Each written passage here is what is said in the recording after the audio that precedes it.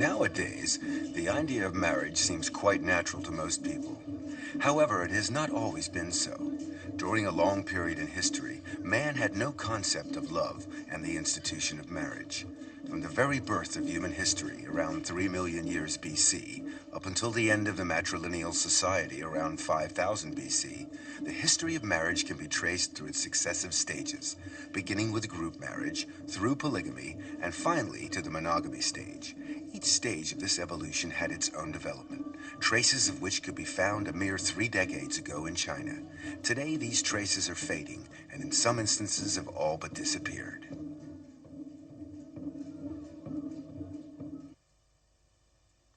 Feudalism ruled over China for thousands of years, and indeed its influence is still felt today.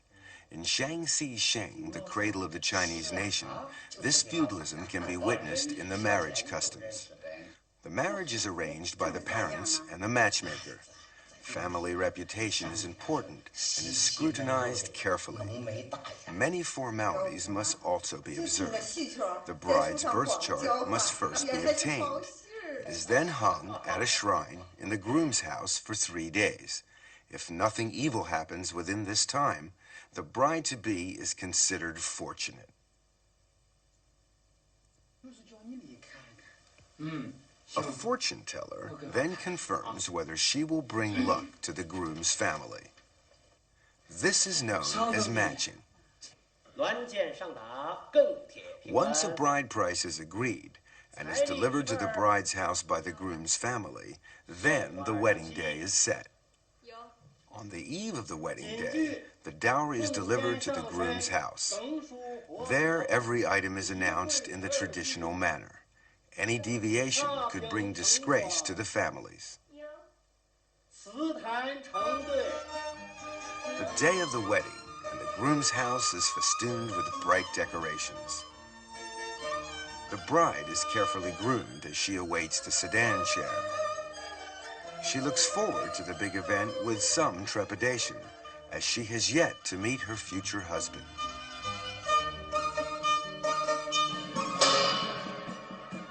Back in the days when there were still imperial court examinations, those who passed the exams would have a parade in the streets to let everyone know about the great event. And a wedding was also regarded as very important. No expense was spared to make it the most spectacular and memorable day of the bride and groom's lives. Throwing buns to the crowd is traditional in marriage ceremonies. Amongst other things, they are supposed to ward off toothache.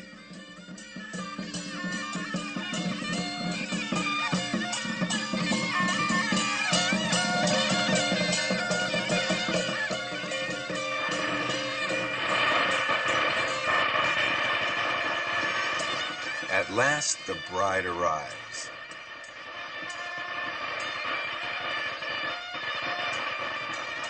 The bridegroom leads the bride by a red silk rope, which symbolizes the husband's rights over the wife. She follows him along a red carpet. The bride clutches a vase and a mirror as she steps over first burning coals and then a saddle to protect her against evil.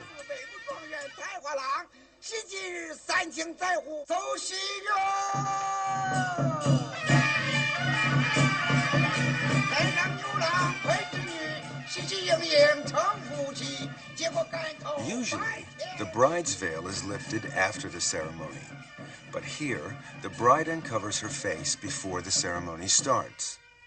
This is a moment of truth where the bride and groom first set eyes on each other. By now, it's too late for second thoughts. Of course, even an arranged marriage can turn out to be a successful and happy one. This young couple will have to trust to luck and to the good judgment of their parents.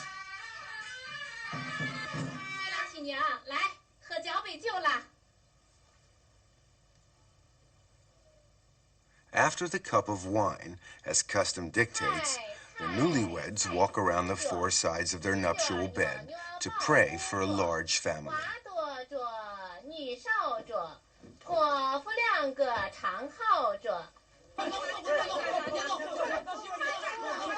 After the wedding banquet, friends and relatives will come and tease the young couple. The idea behind this is to provoke a physical contact between the two of them. These friends have decided to grab the bridegroom and put handfuls of grain inside his clothing. The bride is then encouraged to find the grain and take it out. By doing this, the husband and wife can become better acquainted, and the ice is broken. Secular marriages are quite common.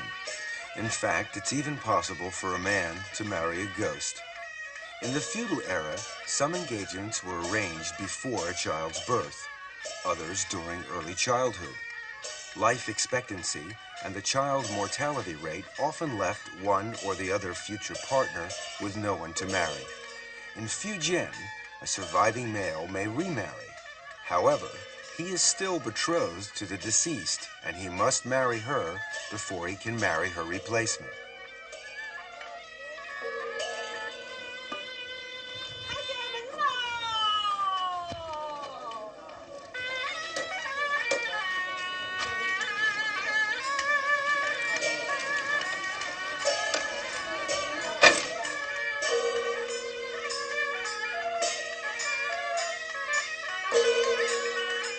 The bride, in these cases, is replaced by a dummy. The ceremony remains the same.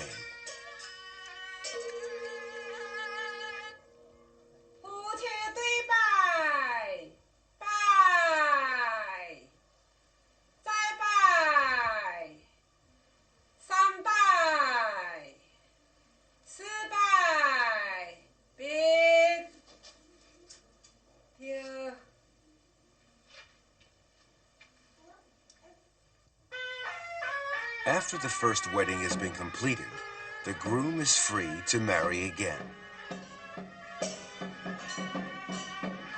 The second bride must pay her respects by bowing to the dummy, as the first bride's spirit has already entered the room. She is only a replacement for the first wife, and as such, she will look after the husband and bear children for her.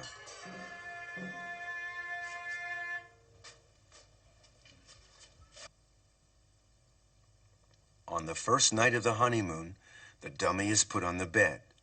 Beside her is a paper husband, so that she won't be jealous.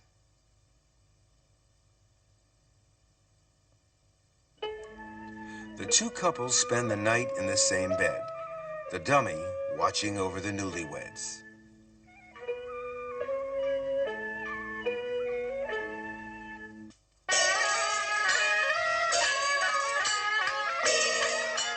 These feudal practices are unfair when it comes to women who lose their betrothed before the wedding day. If the man dies, the woman must marry his ghost. But unlike a man, she is required to remain a widow for the rest of her life.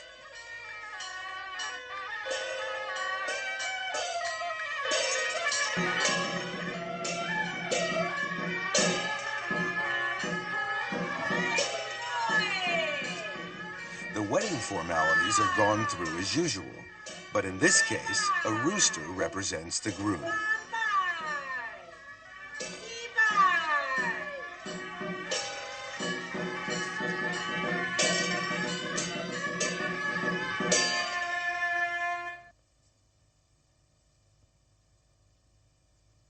When the wedding is over, the bride is left alone with her husband's shrine in her room. She will remain in his family for the rest of her life, unable to remarry. This was considered to be virtuous of a woman back in the old days.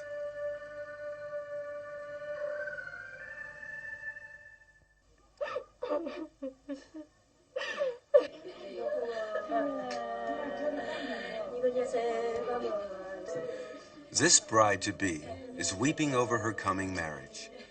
It's quite common in many places. In Hunan, the Tu-Jia tribe is a typical example. According to custom, this girl started weeping 48 days before her wedding day.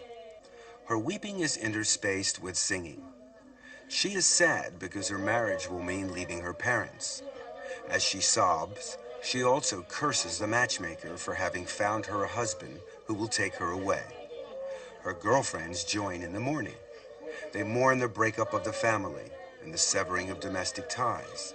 They mourn the success of the matchmaker and the dressing of the bride and her farewell to her birthplace. In all, 11 mourning procedures must be followed.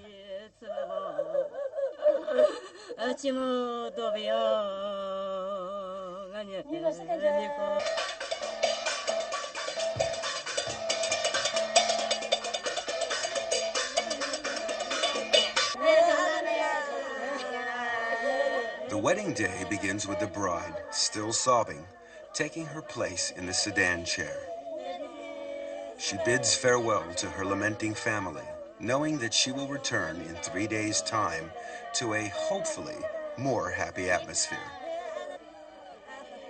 She bids a last goodbye to her ancestors' shrine amidst a chorus of wails.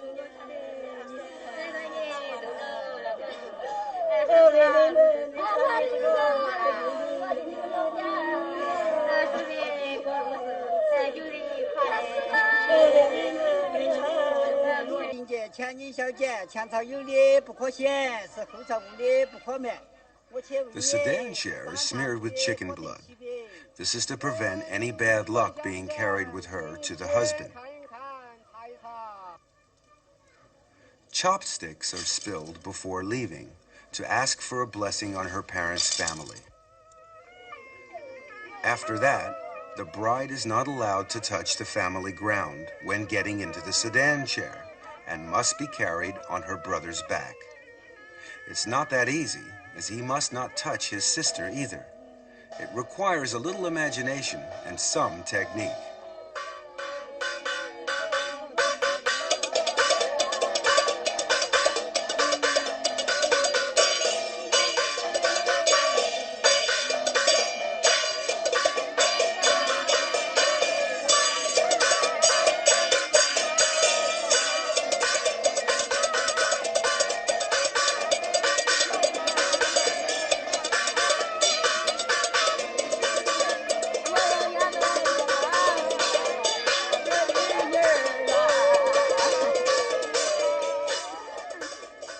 The bride is supposed to struggle to show that she is unwilling to leave her family.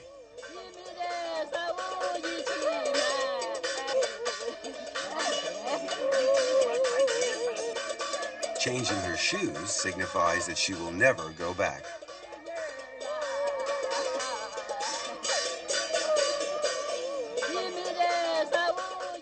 Her girlfriends make a pretense of grabbing the sedan chair as it's leaving. It's very important to make a good show of this. Some scholars believe that this symbolizes the woman's resistance to the husband's rights.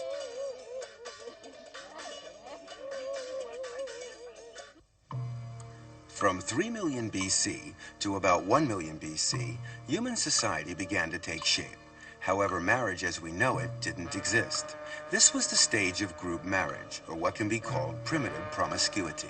From 1 million BC to 100,000 BC, human society was splitting into different blood families. A form of promiscuity called consanguine group marriages developed. In the matrilineal society, group marriage outside the tribe became common. However, there was nothing resembling the wedding ceremony as we know it, and these relationships were mainly casual. In the mountainous areas around Jinshajiang in Sichuan province, a small remote village still practices group marriage, but in a more progressive way. Not only do they have a wedding ceremony, but their marriages last. The people here belong to a branch of the Nai Si tribal minority. Within their rugged and spectacular environment, these people live a simple life, far from civilization. Many have never seen a car. This is a tribal wedding troupe. The man in the blue robe is the troupe's master of ceremonies. His official title is Minabu, which means the guide. The troupe arrives at the groom's house. Inside, someone is at prayer. The prayers are to prevent any bad spirits from the bride's family from entering. Both of these girls are brides, and they are both sisters. When the door is opened, the troupe proceeds inside for the ceremony. The man praying is called a dongba, who acts as a kind of priest cum official, and who is considered very powerful by the villagers. Interestingly enough, there are no less than 4 grooms here, and they are all brothers.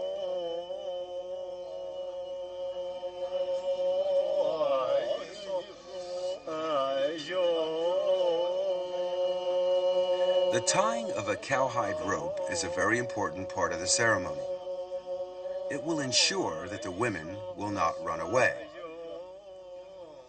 Actually, there doesn't seem to be much chance of that happening. Toasts are drunk to the happy event. The first toast is to the Minabu. Then the brothers drink to their future closeness.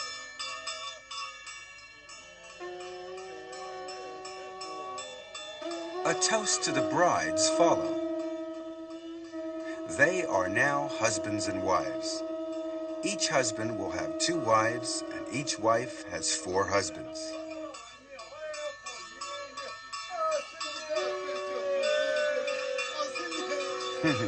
He'll drink to that.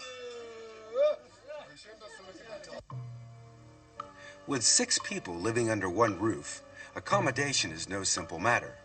They must live in a 3-story house, husbands living on the top floor, and other members of the family on the 2nd floor, including the 2 wives. The wives are not allowed upstairs. When a husband feels romantic, he must go downstairs. This could cause a problem if all 4 husbands have the same idea at the same time. In these cases, it's a rule of first come, first served.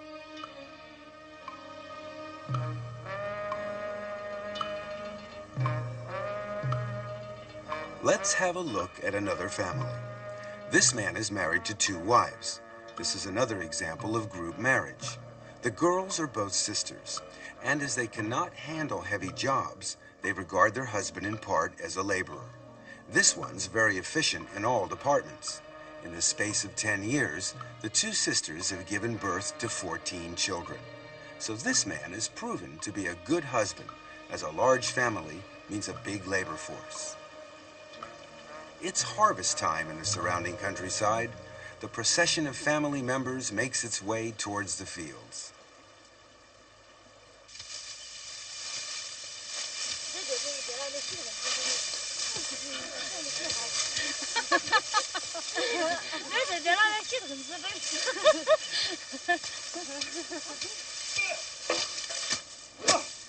It's a case of all hands on deck. A big family means less hired labor and more money.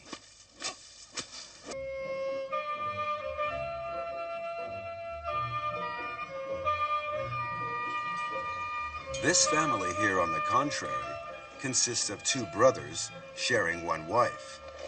Their lands are on the other side of the mountain, and the journey takes all day on foot.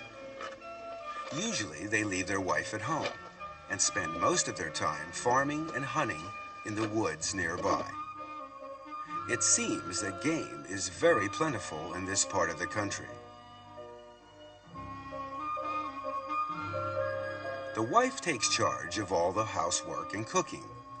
The staple diet is a mixture of corn flour. With wheat, they make a kind of wine, which is drunk daily.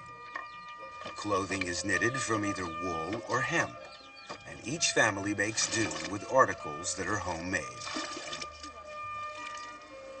Their only mode of transport is by foot, but the people seem content with their simple lifestyle.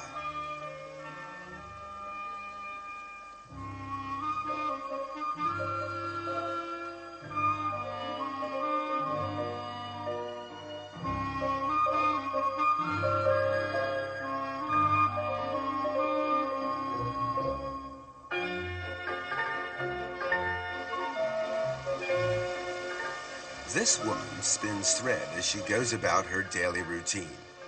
There is always work for her to do, and this will save time for more pressing chores.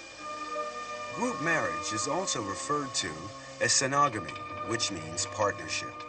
Its format and scope are not restricted and generally depend on economic circumstances, which makes it a very flexible arrangement. The Dong tribe were formerly a branch of the Yu tribal people. Their traditional costume, made from cowhide and egg whites, is quite unique. The combination of these materials gives the costume a sheen. The garment has no buttons and is weighted with pieces of silver. These people inhabit the regions of Guizhou, Guangxi, and Hunan provinces, living mainly off the land. Besides farming, they also operate freshwater fisheries. After a long day in the fields, there's nothing the local girls like better than a cool dip in the river.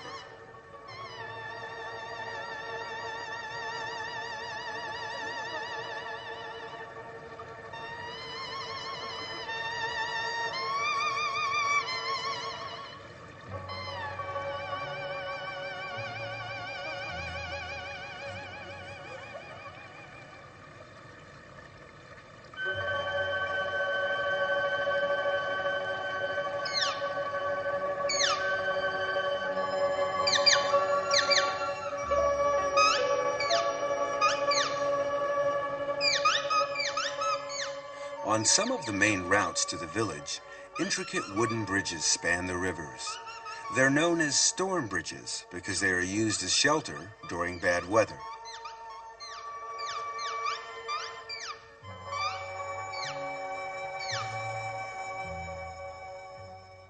These towering structures in the village are pagodas, which are built in such a way that they resemble giant fir trees.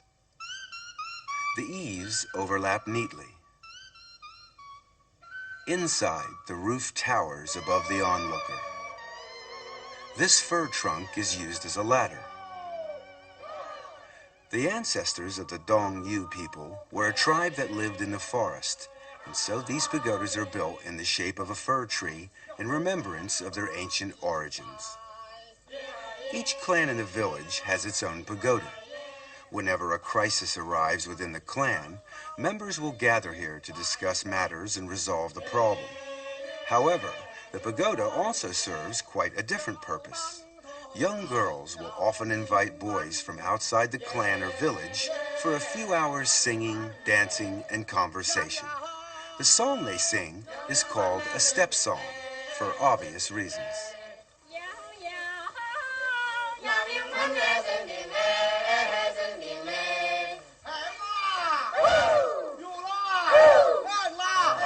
The wedding of a Dong villager. The customs of the marriage ceremony have been handed down from the ancient tribe of their ancestors. It's a form of marriage by capture.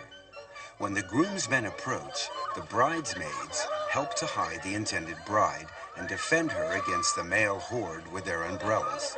This marital hide-and-seek is generally accompanied by a generous amount of good-natured horseplay between the sexes. However, umbrellas prove no match for the persistent young men, and the line of defense gradually collapses. The pursuers are gaining the upper hand as the girls fight a rearguard action to protect their friend.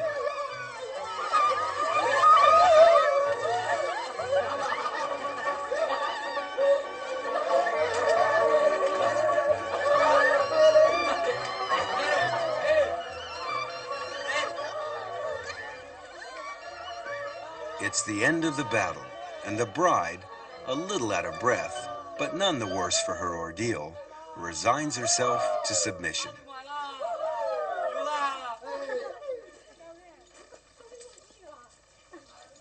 A Dong groom need not go to meet his bride. Instead, accompanied by her bridesmaids, she walks off to join her future husband.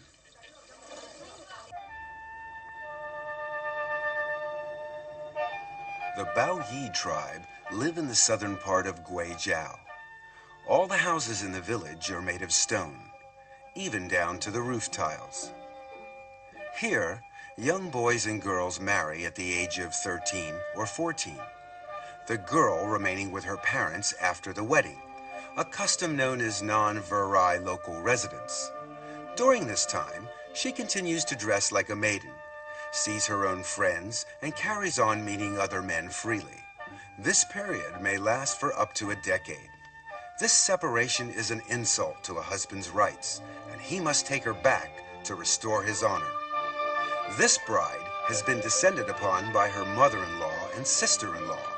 She struggles and breaks free as the two women give chase.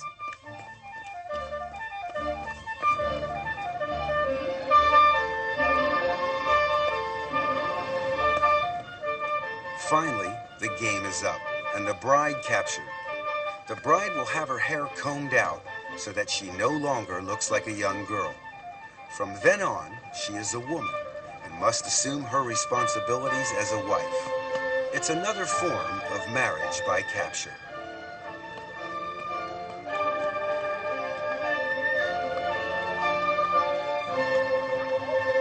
Three days later, the mother-in-law and sister-in-law bring along a rooster and some wine to the bride's house to collect her.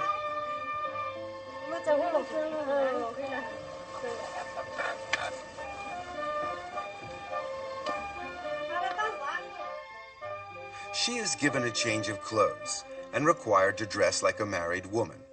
A traditional hat is placed on her head. From now on, she is obliged to stay with her husband and renounce her flirting with other men.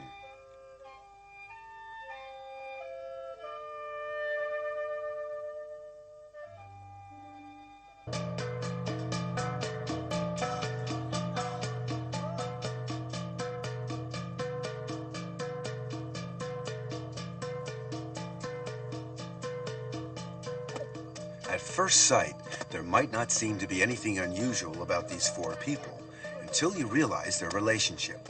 The man on the left is the husband. On his left is his wife. On her left is her lover, and next to him is her lover's wife. This complicated relationship is quite common for these people. They are the Ao Yao tribe, and they live in Guangxi. The marriage customs here represent a transition between polygamy and monogamy. These people have a saying, a couple only eats together, but lovers sleep together. Marriage is seen as a means to increase productivity. Working together and taking a lover is regarded as being reasonable as well as being legal. This is the time for planting, and so the wife's lover brings along his wife to lend a hand in the fields. The husband, of course, is very grateful to them. A lover's date is usually initiated by the woman. With this secret signal, the lover will know exactly what to do.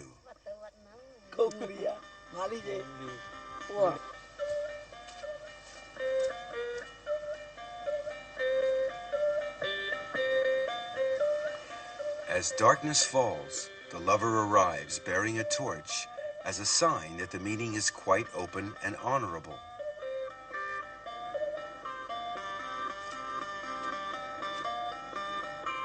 The family hasn't quite finished eating dinner when the young man arrives, but the husband behaves normally and receives him as a distinguished guest since everything is above board. The lover feels honored.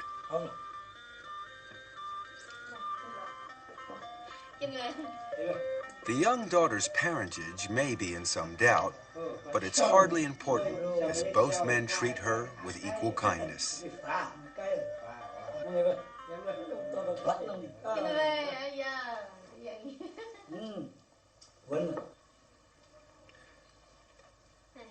After supper comes entertainment, but first they gather to wash their feet together. This feet washing symbolizes their closeness as a family.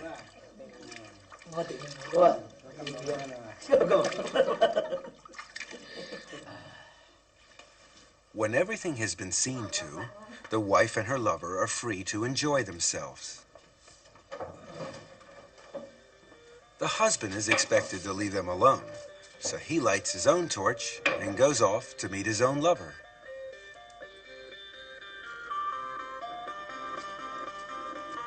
This custom originated in matrilineal societies.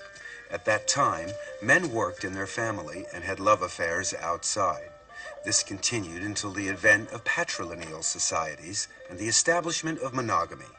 However, the custom survived in some areas, with love, living, and sex becoming three different aspects of marriage. Love affairs in the Kashanyao tribe are also quite open. If a girl invites a boy over at night, he can't use the front door. However, that's no problem for this resourceful Romeo. The post is there just for this purpose, and he climbs up to join his sweetheart.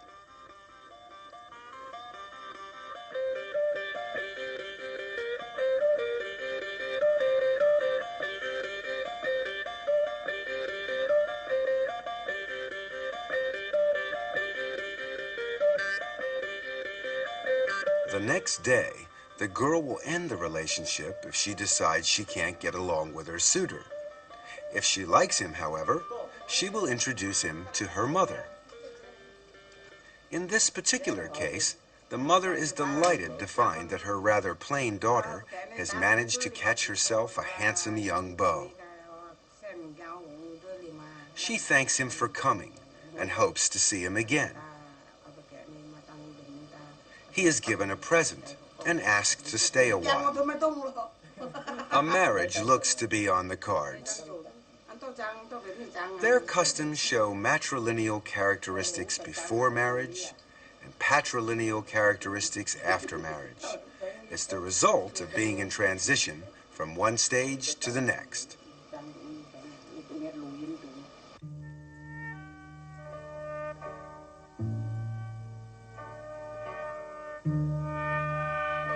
The Anis in Sichuan Bana are a branch of the Hani people.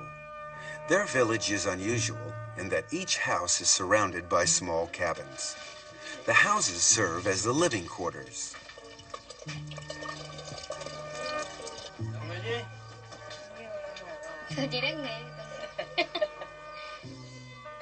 Inside the house, however, men and women are strictly segregated and must stay in their respective corners of the house. Even eating and working are undertaken separately. Men with men and women with women. Even couples are not allowed to stay together.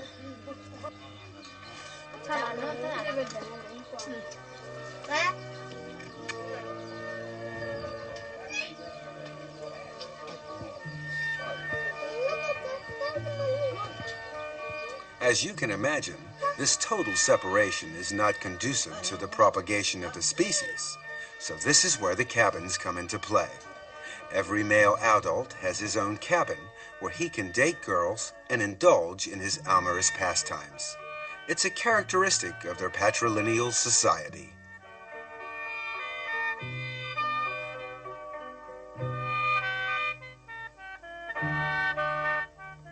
The Anis hold the gourd in very high esteem. Its abundance of seeds symbolizes a big family, whilst its shape is similar to the male organ. These people have very defined standards of beauty. A girl should be plump with a small tummy. Their costume is therefore designed to show off their most important features. The skirt is just long enough to cover the bottom, and it sits low enough to enhance their beautiful figures.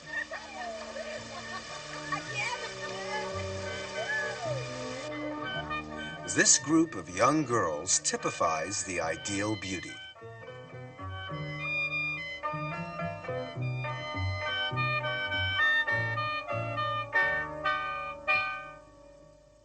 But even beauties need a little makeup. Their adornments are extraordinary. Silver, ribbon, and lace are commonplace, although the girls often use nature's riches to enhance their looks. Strings of flower seeds are worn rather like a pearl necklace.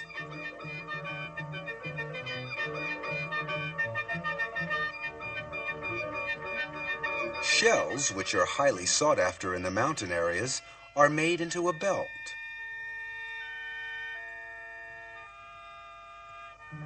Another piece of natural jewelry is this flying beetle.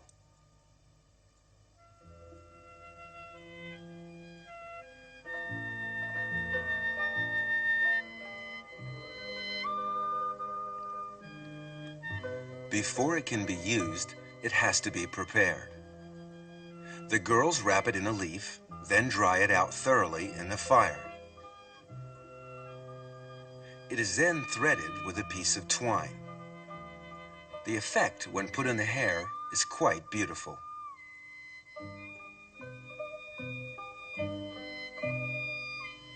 When an any girl reaches the age of 18, it's time to get married.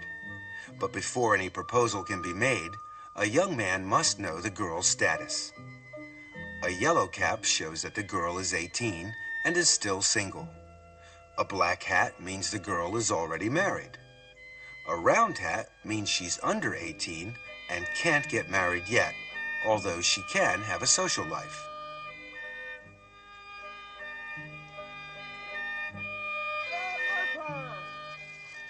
Ainies are open in their attitudes, and premarital sex is allowed. The young men and women often court through social activities, although it's not always easy, as they must marry outside the tribe. Once married, affairs are tolerated within the rules. That is to say, men are allowed to have them, but women are not.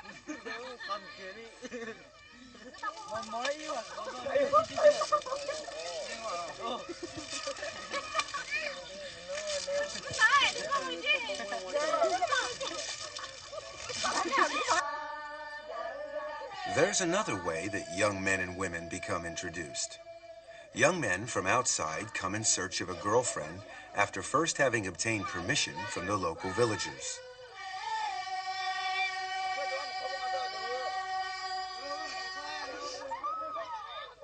Once a young man has selected his girl, he must make his intentions known to her. 3 procedures must be followed. Firstly, the boy pulls her belt slightly.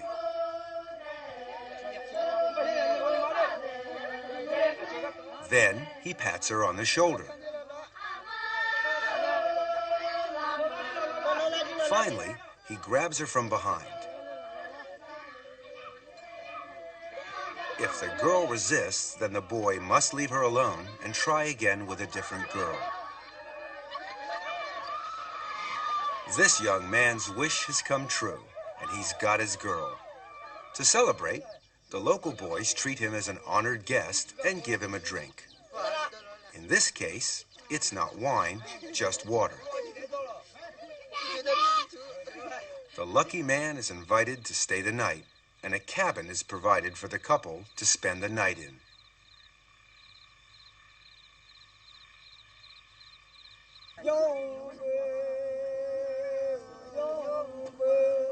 When night falls, the village social life begins. Those looking for a mate assemble.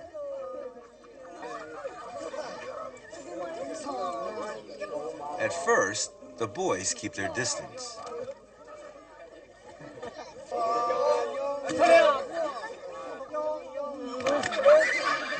But after a while, they become more at ease, and they get closer to the girls.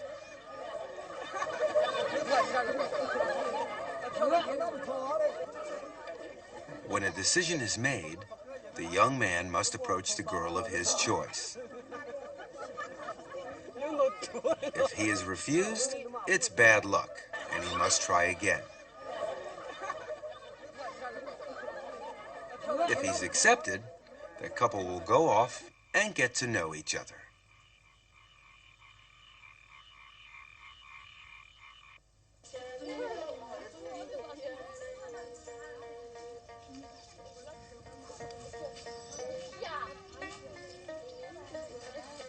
The remote Ai Lao Shan Mountains in Yunnan is the home of the Yiche. They are also a branch of the Han people. The Yiche women's traditional costume is quite unusual. It is made up of a pair of shorts with a front opening blouse which leaves the right breast exposed. It's their everyday clothing, and it's not considered indecent.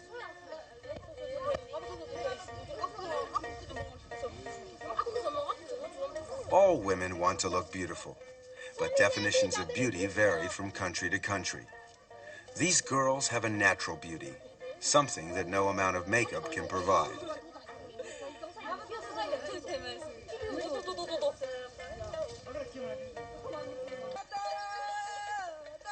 The Yichi have a special festival called Liang Hala, when young men look for a lover. The way they greet young girls is very unusual. Instead of shaking hands or even a kiss on the cheek, a man will press a girl's breast. Right side for old friends and left side for strangers. It's a great embarrassment if the wrong one is pressed, but the faux pas is quickly forgiven.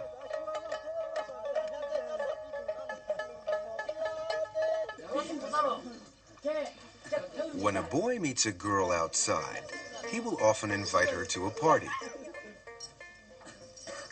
The number of boys is always the same as the number of girls, and they sit alternately in a circle.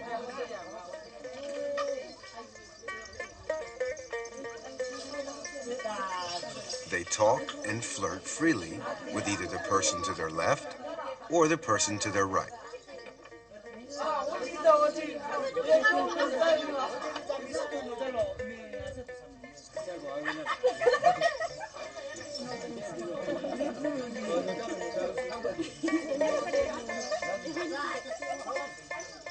At first, they're shy and feel a little awkward. But after some wine, the ice breaks and everybody feels at home. By the time the meal ends, everyone is in high spirits.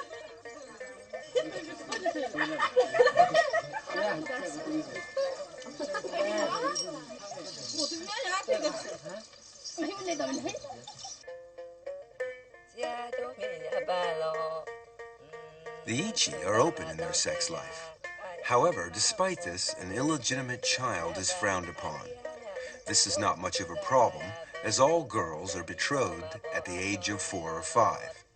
They remain with their parents and don't live with their husbands until they are older and have given birth to a child. This shows that they are fertile. It's another example of a non-viral local residence. A bridal party readies itself for the big event. The smartly dressed girls here are only the bridesmaids.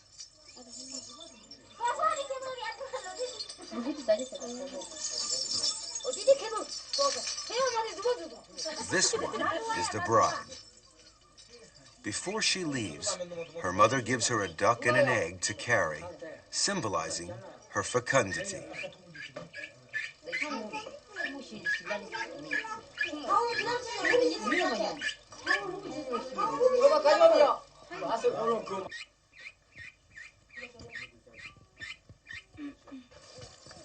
This man is being beaten as he is leading the party, taking the bride back home. It's part of the custom here. A rope is tied across the path of the husband's village. Everybody may cross over except the bride. She must break the rope to show that she is cutting off her links with her past.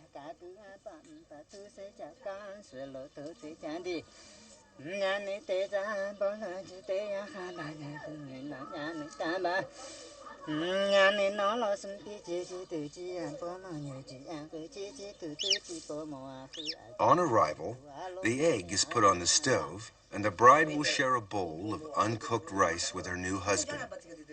From then on, they are married.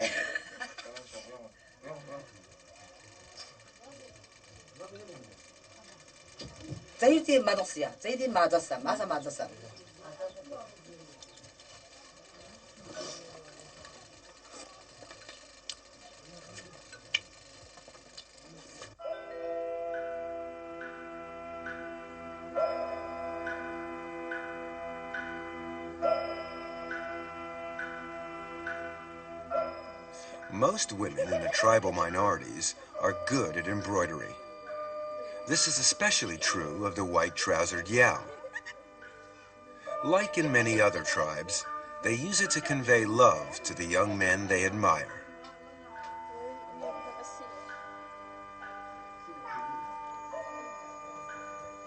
When they are in their teens, their parents build a cabin for them. They use this cabin for their love affairs.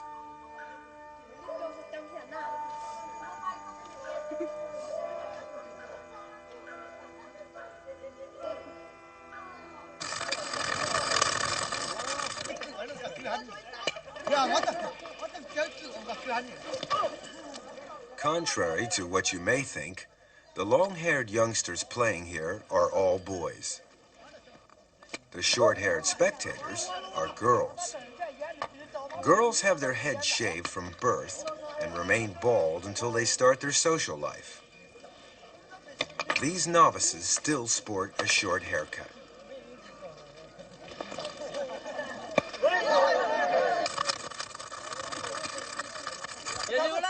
In most societies, the boy courts the girl. But here it's the opposite. To show her interest, a girl will pull the boy's belt. If the boy isn't interested, he will ignore her and walk away. If he is, he must still show a reluctance to take up the girl's offer. Otherwise, he is considered shameless and not a decent young man.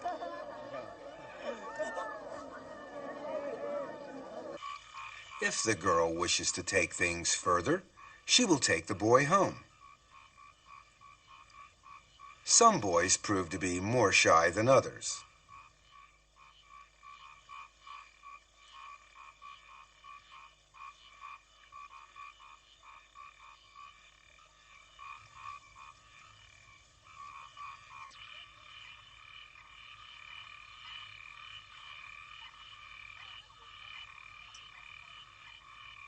Bringing a boy home is considered to be quite normal. In fact, the parents feel honored to have a suitor in the house. On the other hand, if no boy comes, the whole family is disgraced.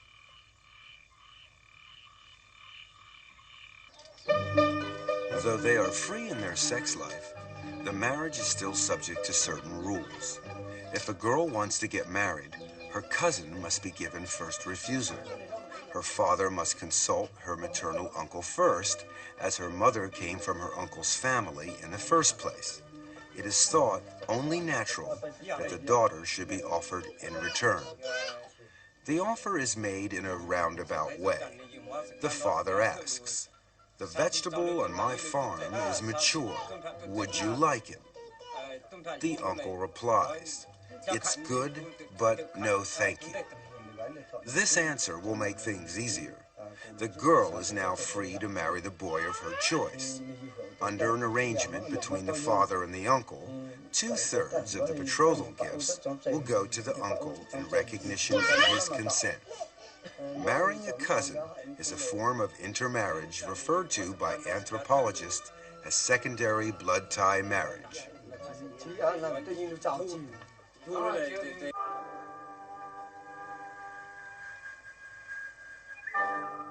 This practice prevails in the Va tribe too, although it is not allowed within a patrilineal family, nor within the same clan. It is even forbidden to marry someone with the same surname. If this code is violated, it is considered incest and regarded as an offense. As a punishment, the couple must buy a cow and slaughter it. The cow's head is cut off and put on top of the couple's heads to show repentance for this transgression. They treat the whole village to a share of the meat from the cow and pay for prayers to be said, as they believe that this crime may enrage God. They fear that the clan or even the whole village may be cursed otherwise. Thereafter, the couple will never see each other again.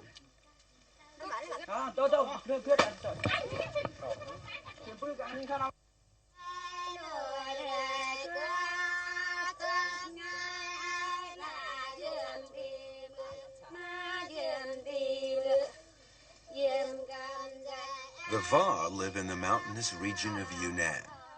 The whole area is a veritable Shangri-La. They lead a simple and primitive lifestyle, and all labor is done by hand.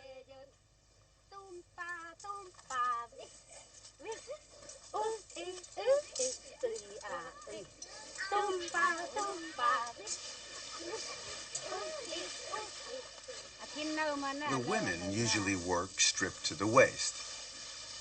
Bamboo is put to a wide range of uses: for constructing houses, carrying water, drying the crops, and storing grain.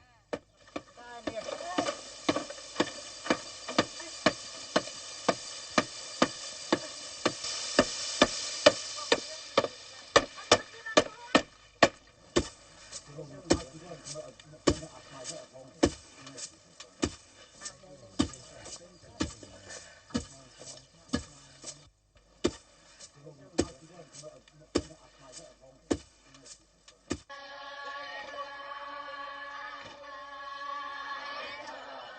Va practice free love. Quite often, young men will go out at night to drop in on their girlfriends. Sometimes they will go in twos and threes, or even in a large group.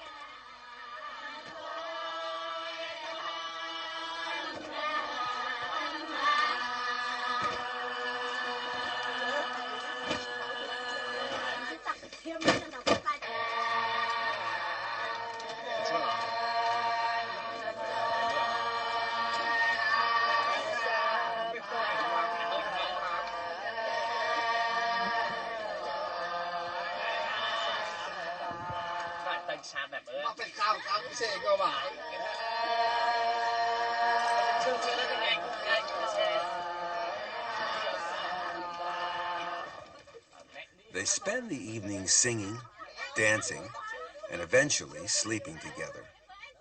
Sleeping together is a sure way of having pleasant dreams, an important part of a good night's rest.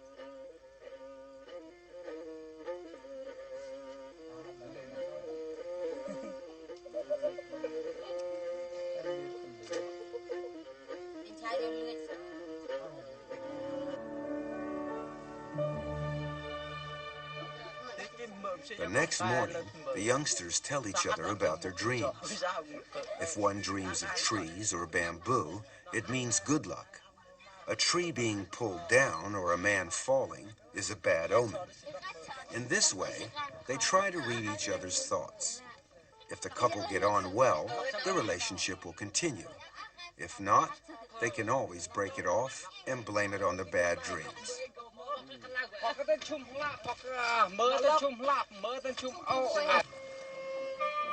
Matrilineal society flourished between 10,000 and 5,000 years BC. At first, people practiced group marriage, but slowly this evolved into polygamy. One example of polygamy is visiting marriage. This is practiced by the Moshu people of Yongning. This is a typical Moshu house. It shows the status of the Moshu woman. Women live upstairs, each having their own room. The rest of the house downstairs is occupied by the old folks and the young children. Adult males have no place in the home and are obliged to stay with their girlfriends at night. Those unlucky enough not to have girlfriends must rough it with the animals.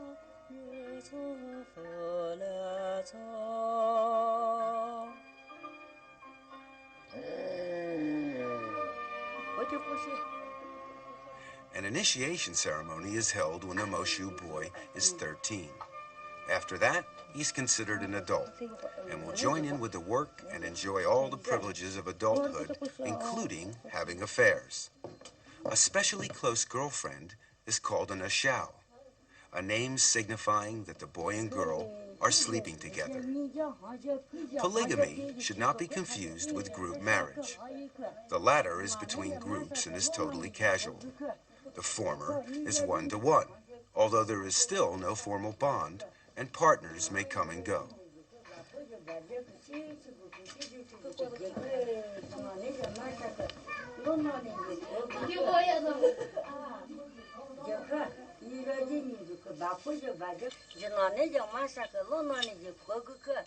After the ceremony, this young Moshu boy will be an adult. He is ready to take his first ashao.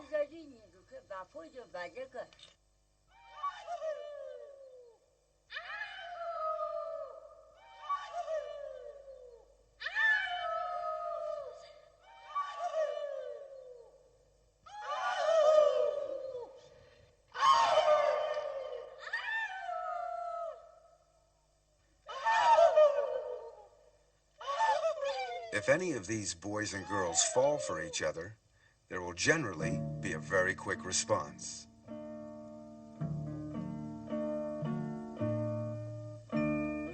At night, the young boy goes to the house of his new ashao. He throws a pebble to attract the sleeping girl's attention.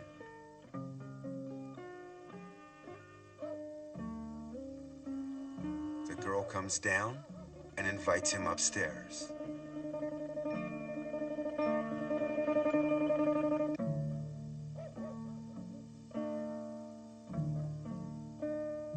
The next day, the boy returns to work in the fields as usual.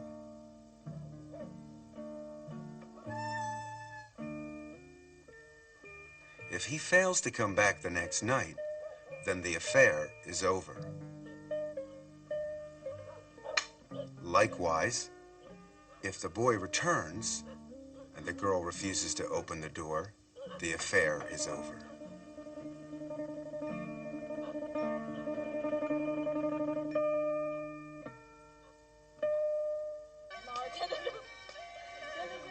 Children born from a visiting marriage are raised by their mothers. The father has no obligation to participate at all. However, men are not all without feelings, and after a while, he will lend a hand with the housework and the child.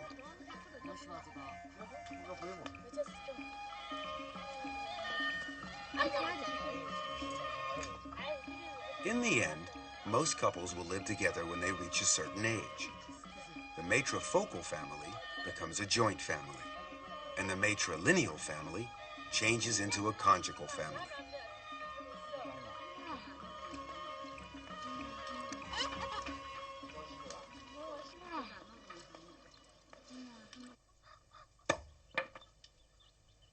Visiting marriages have no rights, but for the Zhuans in Qinghai, it's quite different. A lama blesses the girl first. This ceremony is for marriageable girls and is an ancient tradition for these people. Girls are free to select their mate.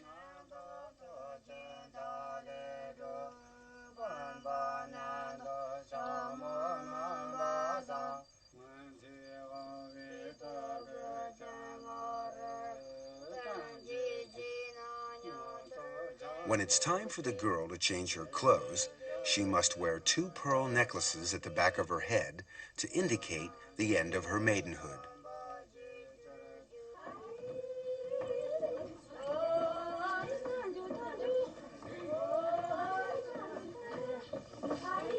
Female relatives congregate around her. The most sacred moment is near.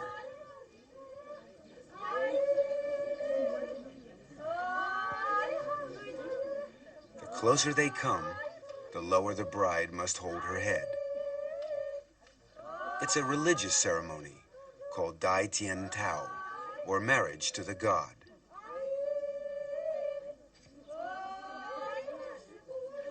The holy water being sprinkled is in fact milk.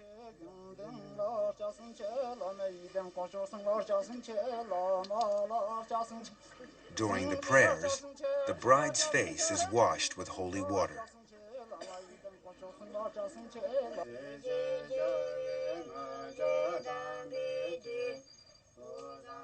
The ceremony is about to begin. Strangely enough, there is no groom present at this wedding. Dai Tian Tao is a wedding for a single person who has no spouse-to-be. This girl is being married to God, represented here by the Lord Buddha.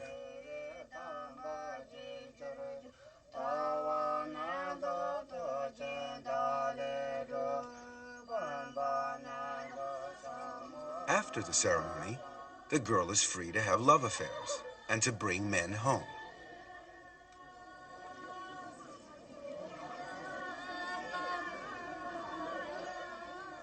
All the villagers attend the ceremony and dance and sing to celebrate her wedding. The purpose of the ceremony is to announce to the public that another girl has reached womanhood and she is now able to take lovers.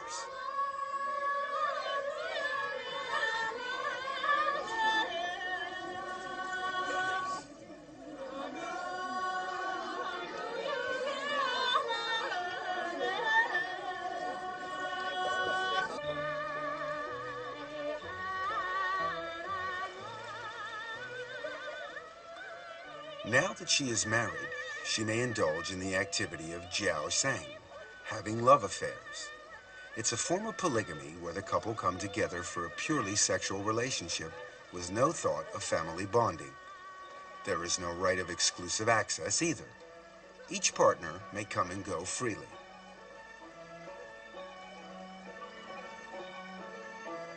This romantic period is a privilege of youth in an area where men far outnumber the women. It helps to correct the imbalance. Most of the older people have families.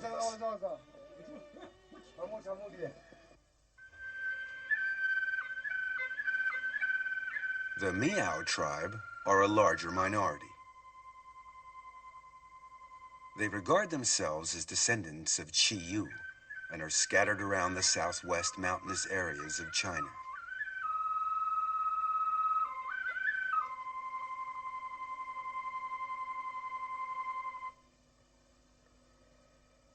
A hero's knot is considered the height of fashion. The Miaos are divided into several branches, and each branch has a different costume. Customs are different too. There are always festivals to celebrate. In some areas, there's a festival almost every month. And at these times, the Miao girls are especially busy. They dress up in traditional costume for the event. They don't get dressed at home, but bring along their costume to the festival where their mothers dress them in public. Everything of value is worn. Silver ornaments show off their wealth, whilst the intricate dresses are a witness to their handiwork. A pierced ear with a large hole is considered prestigious and is meant to attract admirers.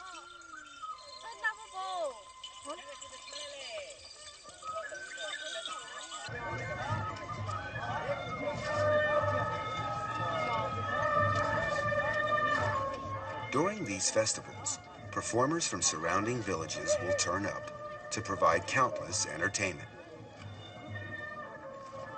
Today is the 8th of April festival.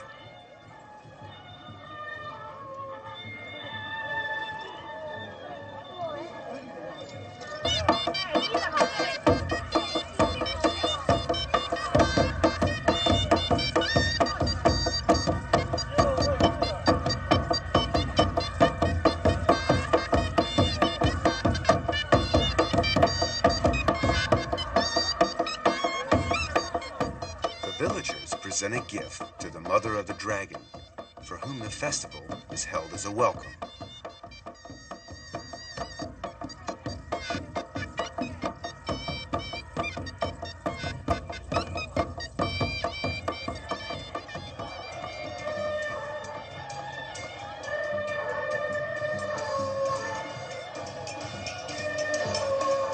Like the Han people, the Miao race dragon boats at the annual Dragon Boat Festival. The Miao legend surrounding this festival is identical to Han legend, except that they maintain Yun was a Miao. Hunan is the Miao place of origin, and there are indeed historical records of a Miao army, so their legend is not based on fantasy.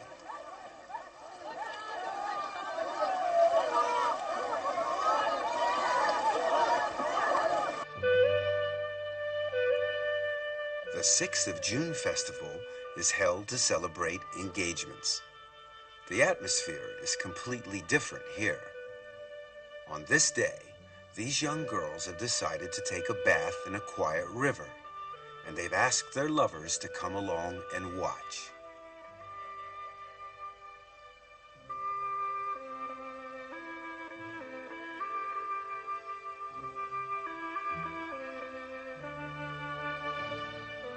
This boy makes a thorough examination.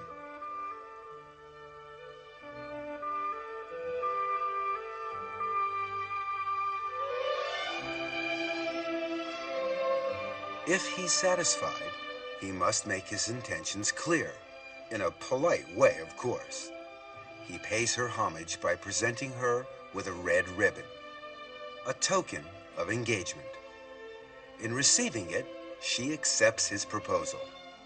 Romance is truly international. Another festival is called Eating Maiden's Rice. Besides the usual singing and dancing during the day, the whole family has dinner together.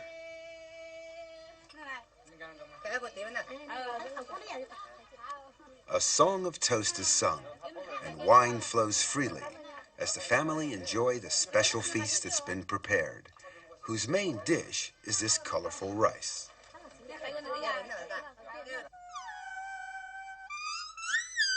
At dusk, young boys arrive blowing a horn as a call to their girlfriends. Each girl takes a rice ball to her lover. It's called asking for rice. The rice balls have messages. Pine needles inside the rice ball means that the girl would like needles and thread as a present. Corn means the girl would like an umbrella.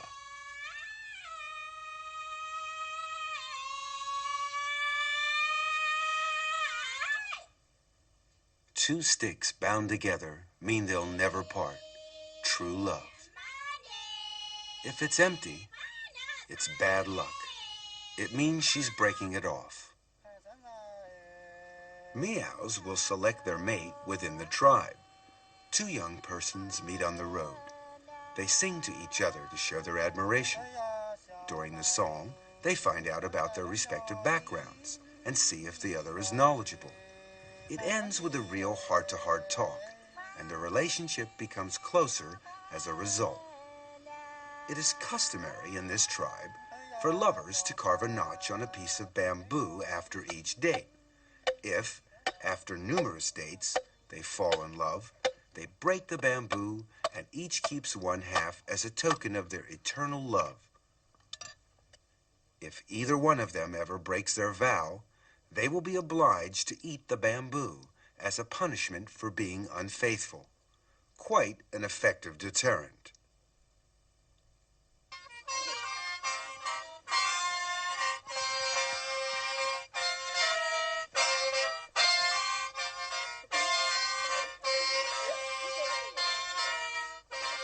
The Gurja are a branch of the Miao tribe. They're experts at blowing the sheng, a long horn-like instrument. Under traditional rules, no blowing is allowed after the planting season. Otherwise, the seedlings won't grow. The correct time for sheng blowing is before planting, which is also the right time to look for a girlfriend.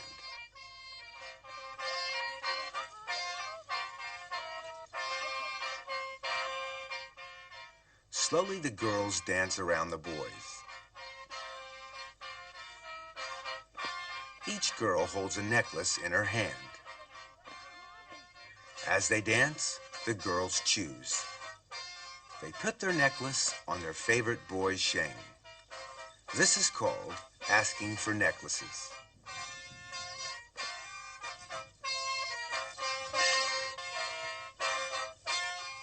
This young man is lucky. His sheng has been decorated. But not every boy is sure to be successful. This one has something the others don't. He has 3 necklaces on his sheng.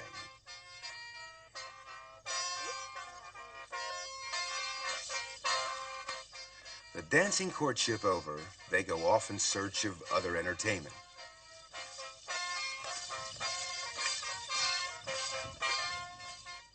Leaving the unfortunate boy to curse his bad luck.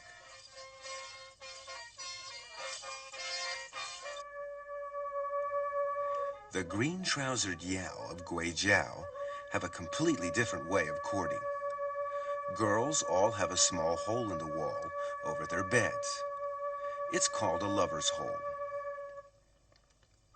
At night, when the girl is asleep, a young boy tries to wake her up by prodding her with a thin bamboo stick. The girl wakes up and grabs the stick.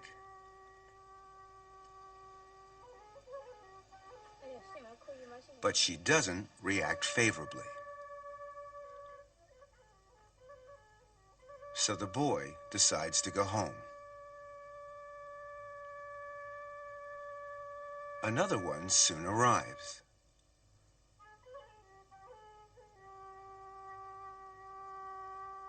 He repeats the same procedure.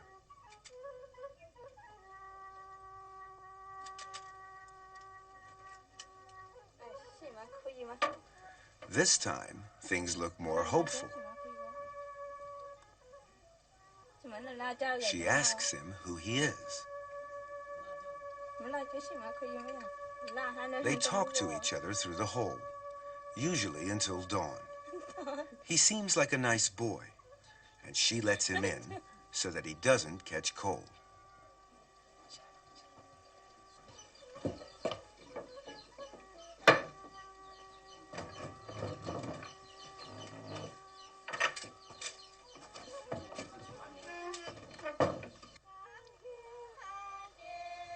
In every Meow village, there is a special place where young people can meet to date or just to talk.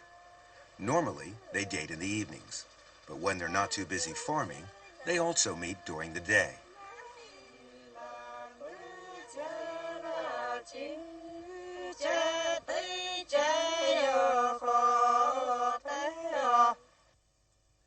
Most girls spend hours and hours embroidering. Those who can't embroider find it very difficult to marry. Free love is popular with the Meow, but marriage is still decided by the parents. The bride must walk to her husband's house. The whole party dresses up to show off their beautifully embroidered costumes, and it's often difficult to tell the bride from the bridesmaids. The Meow never marry within their clan, and these two families live far apart, so the bride's party has a long way to walk. Meow have special greeting customs when a marriage is about to take place.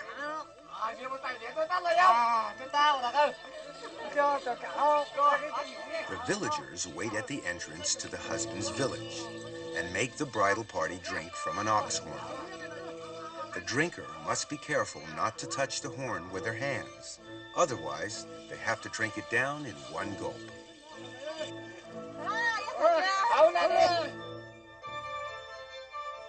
The bride is required to step inside with her left foot forward.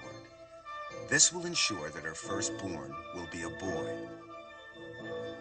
The wedding is very simple, with no real ceremony. The bride must carry water for her husband's family.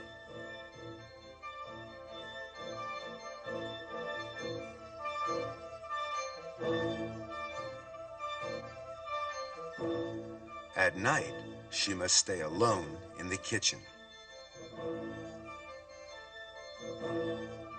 The groom must also find somewhere separate to sleep until the bride is returned to her parents' house. The next day, the bride leaves and goes back to her parents' house. There she continues her work, embroidering, singing love songs, and having affairs with young boys. The couple practice a non-Vera local residence. Only in the busy farming season or during festivals will the bride go back to her husband's house for a few days. After she's given birth to a baby, she will start living with her husband. Another form of marriage is the secret marriage. This young couple haven't got their parents' consent, so the boy sends a group of his friends to collect the bride secretly. The bride is ready and packed. She goes off to a quiet place with her bridesmaids, where the wedding is to be held in secret.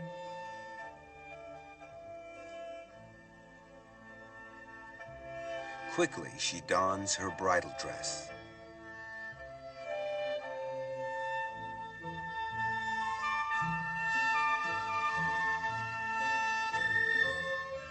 Some food has been prepared for the wedding breakfast.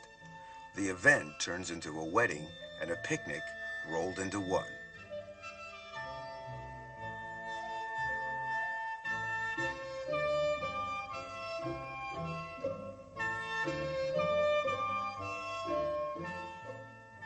She follows the groom's assistance to her husband. The wedding is now completed. This kind of marriage is recognized as being legal, and the parents cannot object.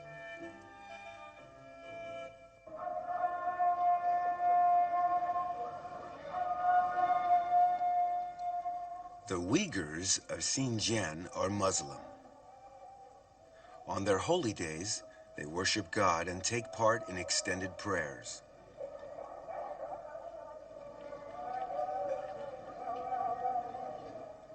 Only men are allowed inside the mosque. Women are strictly forbidden. Islam respects patriarchy and a husband's rights over his wife. Women are regarded as subordinate in all matters. Previously, they were obliged to wear a veil when outside the house. If they didn't, the punishment was severe. If a husband says, "I release you," he is considered divorced from his wife, and there is nothing that she can do about it. Islam allows polygamy. Their holy book, the Quran, says that a Muslim may marry the woman he loves and have 2, 3, or even 4 wives. An old-fashioned Uyghur marriage is very feudal in its traditions and is conducted according to Islamic law. The groom's father brings gifts to the bride's house the day before the wedding. The gifts include a cow. Understandably, he receives a warm welcome. Men and women are not allowed to mix unless they are kin, so the hosts are all men.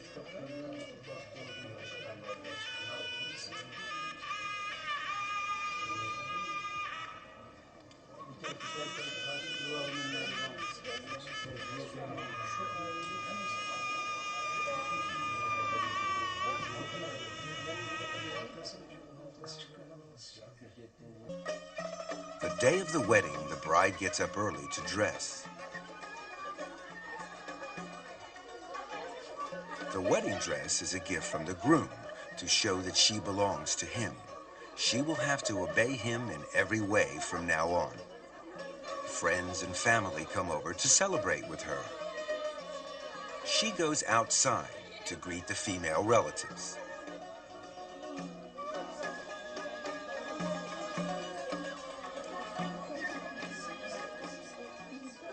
The wedding banquet is lavish. An array of snacks, preserves, sweets, and fresh fruit is prepared.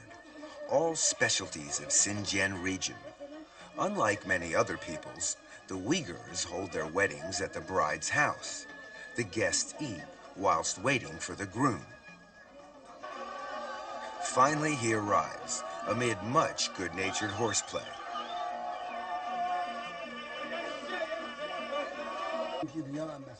A Muslim holy man conducts the ceremony.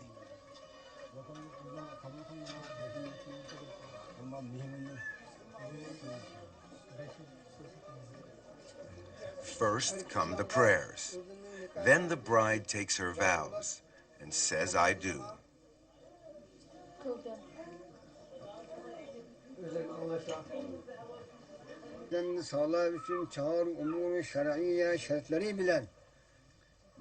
Then it's the turn of the bridegroom. Of course, he has no hesitation.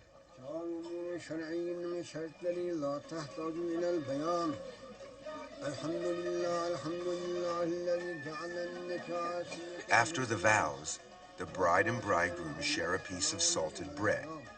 This symbolizes the hardships they will share during their married life.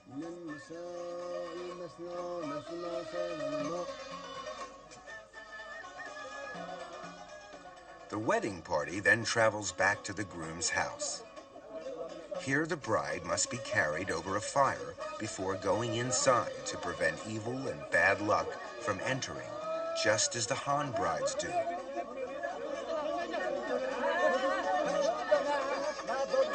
Dancing and singing continues in celebration of the happy event. The groom's sister takes the bride's veil, and the wedding is complete. Freedom, monogamy, and sexual equality are the characteristics of a modern marriage. The marriage laws stipulate that prescribed marriage, purchasing, and any acts interfering with marriage are forbidden. Both partners must marry voluntarily, with no pressure from third parties. Of course, love plays a very important part in any modern marriage, and having a love affair is seen nowadays as a prelude to getting married. In the countryside around Beijing, this can be seen happening wherever you look. But not everybody enjoys these romantic encounters. Some people find it difficult to find a partner. This is especially true in big cities.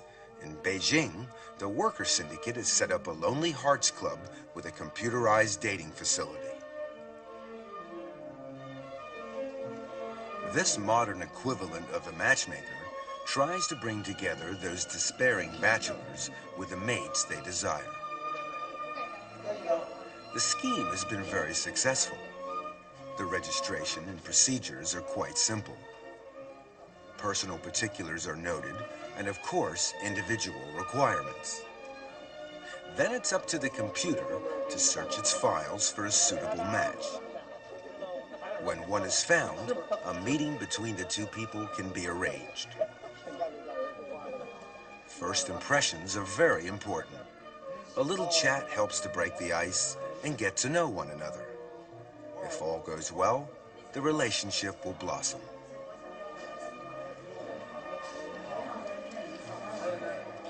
This couple seems to be getting along quite well.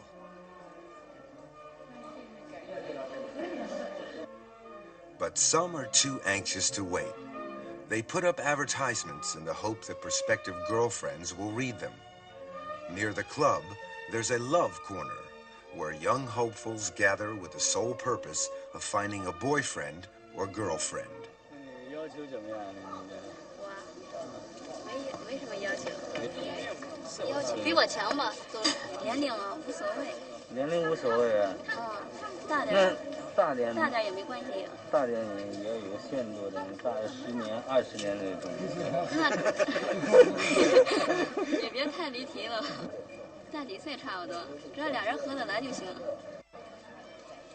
This sounds quite reasonable, but how do you go about finding Mr. or Miss Right?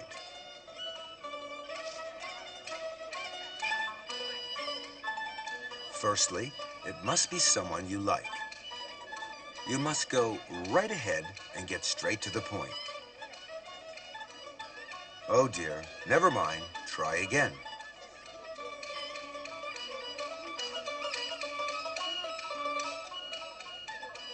This looks like another no.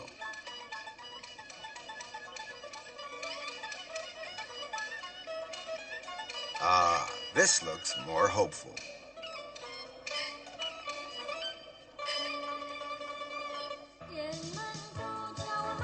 The club provides an excellent service by allowing young men and women to meet and to get to know each other better.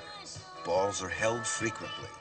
It's Golden Autumn Night, the eve of the Mid-Autumn Festival. These two young ladies are obliged to dance together. They obviously haven't found their Prince Charming yet.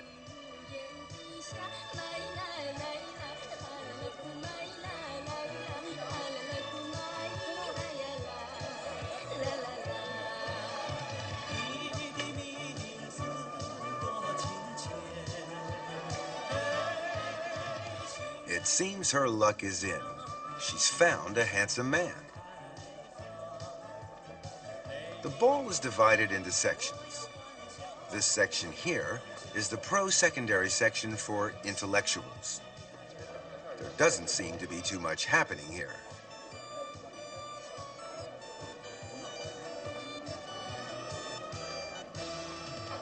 This is the senior citizen section. It's pretty crowded with older men and women trying to find their perfect partners.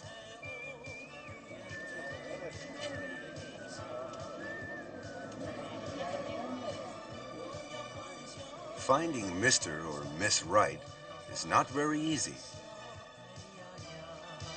So the staff does what it can to help. Who knows? Success could be just around the corner.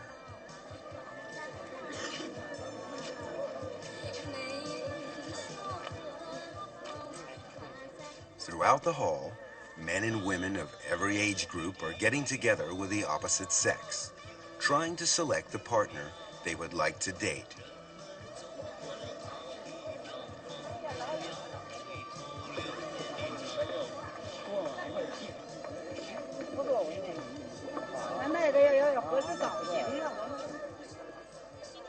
Finally, the ball comes to an end. Partners take their time to say goodbye and exchange addresses to arrange further meetings.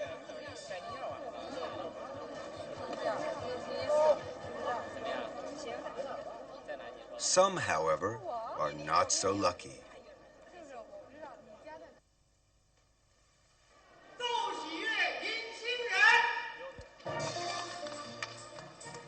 Soon after the Mid-Autumn Festival, the club holds a spectacular group wedding for 100 couples who have found their match.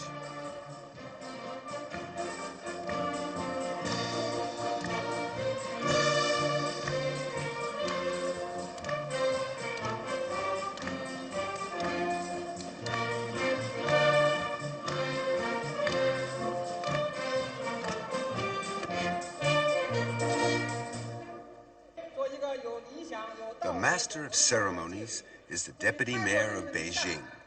It's quite a grand affair, a happy occasion for all.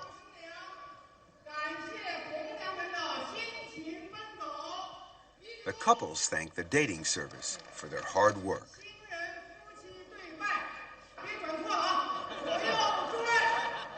Then they bow to one another 3 times.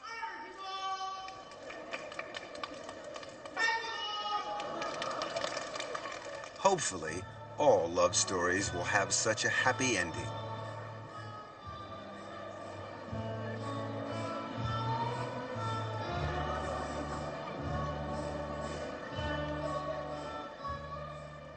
The harmonious union of love and marriage is the result of thousands of years of evolution.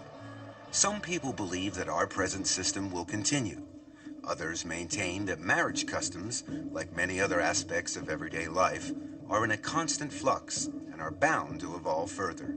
Of course, nothing is absolutely certain. What will the future bring? Judging by the past, your guess is as good as ours.